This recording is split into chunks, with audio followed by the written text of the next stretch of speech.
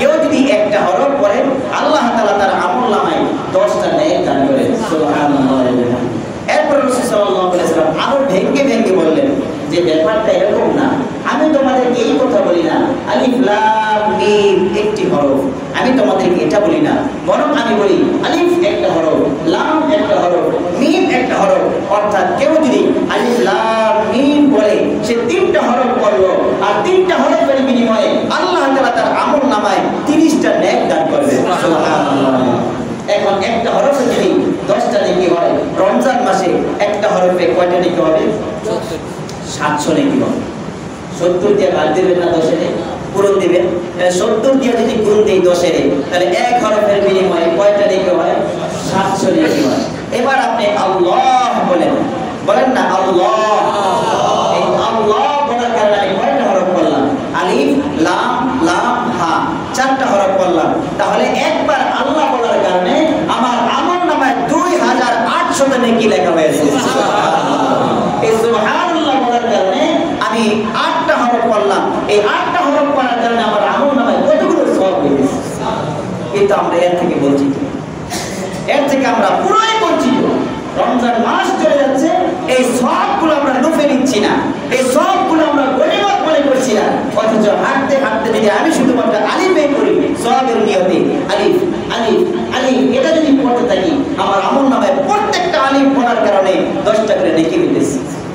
কোরআন শরীফ তো পড়তে জানে না, কোরআন শরীফ তো ধরতেও জানে না।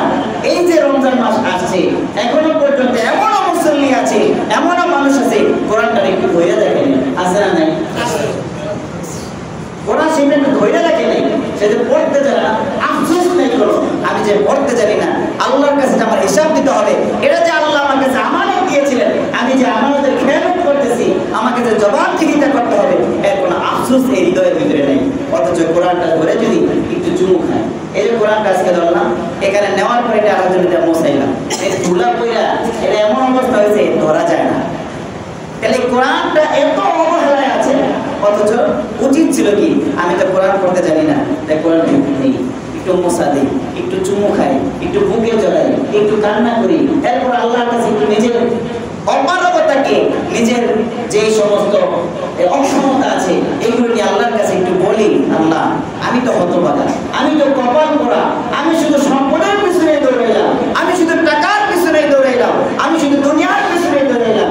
কিন্তু এত সহজ কোরআন, এই কোরআনের পিছনে একটু সময় দিলাম না, এই কোরআনটা আমি শিখতে পারলাম না, আমি তো বড় অপরাধী, আল্লাহ আমি তো বড় নাফরমান, আমি তো বড় হতভাগা, আল্লাহ তুমি আমাদের মাফ করে দাও। এই কোরআনটা ধইরা একটু চুমু খাওয়ার মতো সুযোগ আমাদের হয় না। রমজান মাস আসছে, একটু সময় দিবে মসজিদে, জোহরের নামাজের পরে খাওয়া দাওয়ার নাই, অত রমজান ছাড়া হলে খাবার খাইতে হয়, এই খাইতেও তো সময় লাগে 20 মিনিট, কমপক্ষে 20 মিনিট আধা ঘন্টা সময় লাগে খাইতে, এক ঘন্টা খাওয়া দাওয়া নেই। তাহলে এই রমজান মাসে জোহরের নামাজ পড়ে 20টা মিনিট সময় মসজিদে যাওয়া যায় না, বসে একটু কোরআনটারে লইয়া একটু চুমু খাওয়া যায় না, একটু দেখা যায় না, সময় দিবে 2 রাকাত নামাজ পড়বে না, দৌড় নামাজ পড়েই তো, ফজরের নামাজ পড়েই দৌড়ে, কি যে ঘুম হয়ে গেছে, বিশাল বড় ক্ষতি হয়ে গেছে সেই দিকে, এখন নামাজ পড়ে দৌড় দিয়ে সেই ক্ষতি পূরণ করতে হবে। এই যে রমজান মাস আছে, এটা অবহেলায় আমরা কাটাই দিচ্ছি। এই রমজান মাস এটা গনিমতের মাস।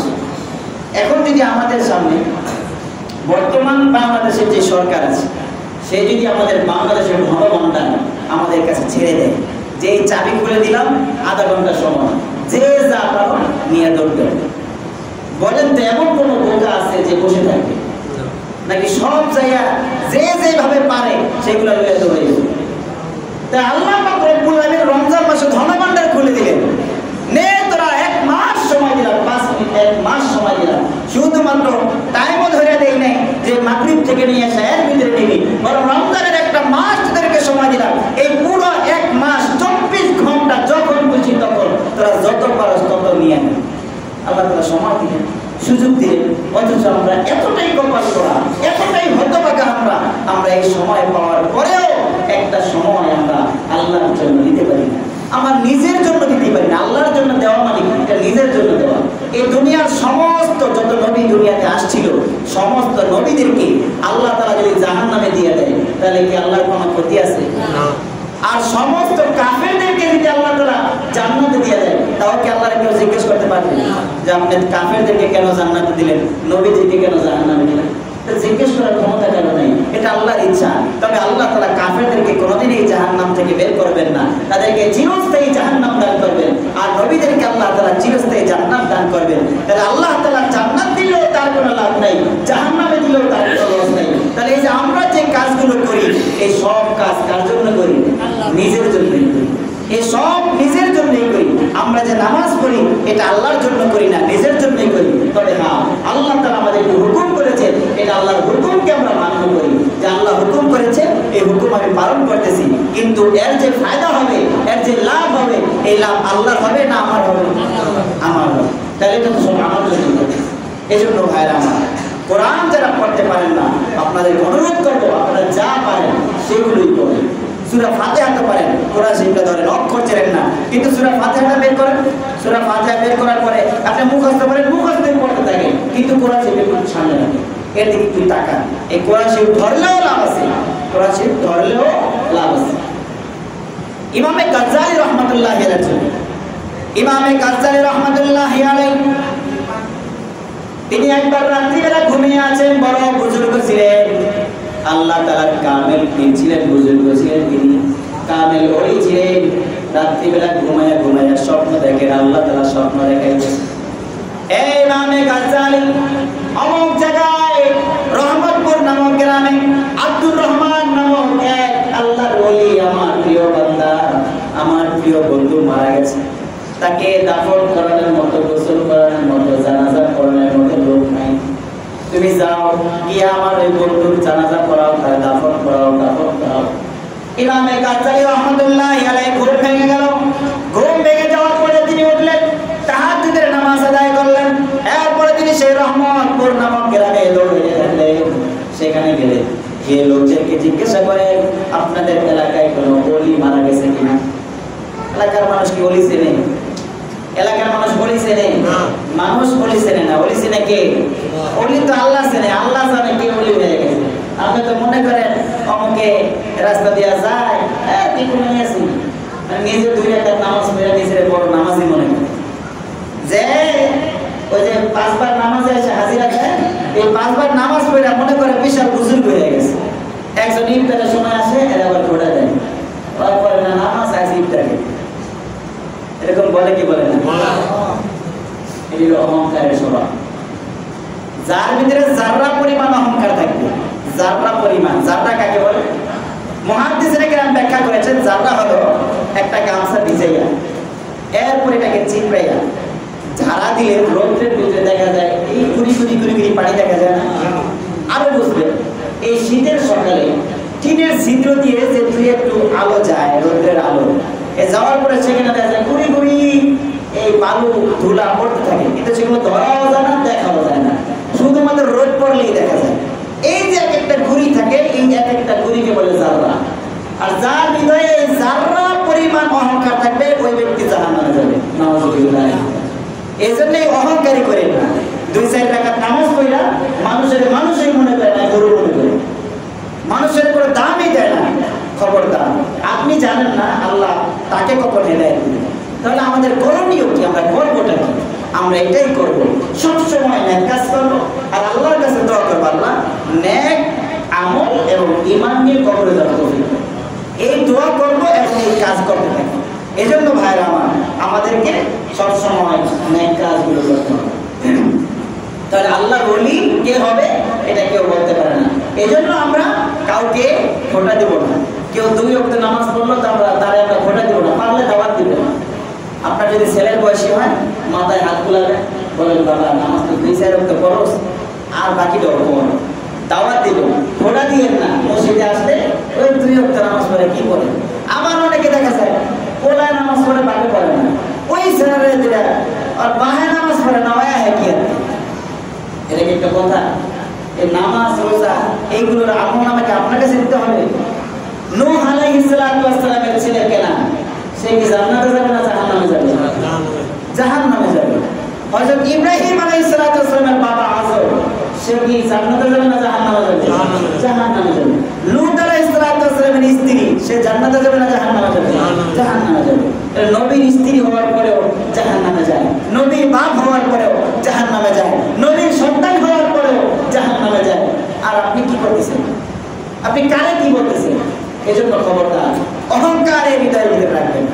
যে যে কয়েকটা পরে করুক, আপনার দায়িত্ব যদি পারেন তাকে দাওয়াত দেন, যাতে করে সে আরো পড়ে। এমন কথা বললেন না আপনার কথায় লজ্জা পেয়া সে আর এক উত্তর বলে, এমন যেন না হয়। আল্লাহ তাআলা আমাদের সকলকে সহিহ বুঝদান করুন। আমিন। তাহলে ইমামে গাজ্জালী রাহমাতুল্লাহ আলাইহির কথা বলতেছিলাম, এটা বলে আপনাদেরকে ছেড়ে দিচ্ছি। ইমামে গাজ্জালী রাহমাতুল্লাহ আলাইহি সেই গ্রামে গিয়ে লোকদেরকে বলতেছেন, আব্দুর রহমান নামক আল্লাহর ওলি মারা গেছে, তোমরা কি চেনো? লোকদেরকে জিজ্ঞাসা করেন, আল্লাহর ওলি মারা গেছে, কেউ তো চেনে না। এক বয়োবৃদ্ধ লোককে গিয়ে বলতেছেন, আপনাদের এলাকায় আব্দুর রহমান নামক এক লোক মারা গেছে, তাকে আপনি চেনেন কি? তখন সে বলে, আমি আব্দুর রহমান নামক চিনি না, তবে ওই জঙ্গলে পাশে একটা ঝুপড়ি ঘরে বসবাস করে একটা লোক, সে কাঠুরিয়া, সে বন থেকে জঙ্গল থেকে কাঠ সংগ্রহ করে বাজারে বিক্রি করে, শুনেছি সেই লোকটা রাত্রিবেলা মারা গেছে। ইমামে গাজ্জালী রাহমাতুল্লাহ আলাইহি সে জঙ্গলের কাছে গেলেন, যাওয়ার পরে দেখেন ঝুপড়ি ঘর থেকে কান্নার আওয়াজ আসে। তিনি বুঝে নিলেন এই ঘরে লোকটা মারা গেছে। এরপরে গিয়ে দেখলেন তার সন্তান আছে, জিজ্ঞাসা করলেন তোমার বাবার নাম কি? বলল আব্দুর রহমান। এবার ইমামে গাজ্জালী রাহমাতুল্লাহ আলাইহি তিনি বুঝে নিলেন এই সেই আব্দুর রহমান, আল্লাহর ওলি। তিনি তাকে গোসল করাইলেন, জানাজা পড়লেন, নিজ হাতে দাফন করলেন। দেখলেন তাকে কবরে রাখার সময় তার কবর থেকে জান্নাতের সুঘ্রাণ চালু হয়ে গেছে। এবার ইমামে গাজ্জালী রাহমাতুল্লাহ আলাইহি চিন্তা করলেন, সন্তানদেরকে জিজ্ঞাসা করলে হবে না, স্ত্রীকে জিজ্ঞাসা করতে হবে, কারণ স্ত্রী জানে তার স্বামীর ব্যাপারে, স্বামী জানে তার স্ত্রীর ব্যাপারে। স্ত্রী কি কি কাজ করে, কি আমল করে, এটা সবচেয়ে বেশি বলতে পারবে স্বামী। আবার স্বামী কি কি আমল করে, এটা সবচেয়ে বেশি বলতে পারবে স্ত্রী। ইমামে গাজ্জালী রাহমাতুল্লাহ আলাইহি পর্দার আড়াল থেকে এবার আব্দুর রহমানের স্ত্রীকে ডাকতেছে, কইতে তোর স্বামী কি আমল করতো, কি আমলের কারণে আল্লাহ তাআলা তাকে এত বড় মর্যাদা দান করলো, কি আমলের কারণে আল্লাহ তাকে ওলি হিসাবে ঘোষণা করলো। তখন আব্দুর রহমানের স্ত্রী বলতেছে, কাঠুরিয়ার স্ত্রী বলে, আমার স্বামী তেমন কোনো আমল জানে না, তেমন কোনো আমল পারে না, সে কোরআন পড়তে জানে না, মাদ্রাসায় পড়ে নাই, সে কোনো মৌলবীও হয় নাই, তবে সে কোরআন পড়তে না জানার কারণে আমার ঘরে একজন কোরআন আছে, সে প্রতিদিন কাজে যাওয়ার আগে আর কাজ থেকে আসার পরে সেই কোরআনটাকে ধরতো এবং চুমু খাইতো, আর এই কোরআনটাকে খুলতো, খোলার পরে হাত দিয়ে ধরে ধরে কোরআনের অক্ষরগুলো হাত দিয়ে ধরে ধরে লাইনে লাইনে যাইতো, আর চোখের পানি ফলাইতো, কাঁদতো, আল্লাহ আমি তো কোরআন পড়তে জানি না, আমি তো কোরআন পড়তে পারি না, আমি তো কোরআন শিখতে পারি না, আল্লাহ আমি বড় অপরাধ করেছি, তুমি আমার মাফ করিয়া দাও। তার চোখের পানি পড়ে পড়ে কোরআনের ভিতরে দাগ পড়ে গেছে। তখন ইমামে গাজ্জালী রাহমাতুল্লাহ আলাইহি বললেন, বুঝে গেছে, আর বলতে হবে না, কারণ আল্লাহ পাক রব্বুল আলামিনের এই বান্দা সে কোরআন পড়তেও জানে না, কোরআন পড়া শিখেও নাই, কোরআন কোনোদিন পড়েও নাই, কিন্তু এই যে কোরআন ধরেছে আফসোস করেছে, আর অক্ষরগুলো দেখে দেখে গেছে, নিজের অপারগতা, অক্ষমতা, দুর্বলতা আল্লাহর কাছে প্রকাশ করেছে। তার এই আফসোস আর এই অনুভূতি আল্লাহর কাছে এত বেশি পছন্দ হয়েছে, আল্লাহ তাআলা তাকে ওলি হিসাবে কবুল করে নিয়েছে। তাহলে এবার আপনারা বলেন, ওলি হইতে হলে বড় আলেম হওয়া দরকার? বড় আলেম হওয়া দরকার। 5 ওয়াক্ত নামাজ ফরজ, এই নামাজগুলো পড়েন। রমজান মাসে রোজা ফরজ, এই রোজা আদায় করেন। আর যদি টাকা পয়সা থাকে হজ করেন, যাকাত দেন। টাকা যদি নাই আপনার হজও লাগবে না, যাকাতও লাগবে না, সমস্যা নেই। তাহলে রমজান মাসের রোজা এটা তো ধনী আর গরিব নয়, সবাই রাখতে পারে। 5 ওয়াক্ত নামাজ এটাও সবাই পড়তে পারে। তাহলে 5 ওয়াক্ত নামাজ পড়েন, রমজান মাসে রোজা রাখেন, কোরআন শেখার চেষ্টা করেন, না পারলে অন্তত পক্ষে প্রতিদিন একটা আমল নিয়ে নেন। আজকে থেকে প্রতিজ্ঞা করে নেন, ইরাদা করে নেন, আজকে থেকে আমি প্রতিদিন কোরআনটাকে কমপক্ষে একবার হলেও আমি পড়বো, চুমু খাবো, আর একটু এটা খুলে দেখবো, আল্লাহর কাছে একটা কান্না করবো, একটা আমল বানায় নেন। আল্লাহ তাআলা আমাদের সকলকে কোরআনের আজমত, কোরআনের বরত্ব, মহত্ব, তাৎপর্য বোঝার তৌফিক দান করুন, এর উপরে আমল করার তৌফিক দান করুন। আমিন।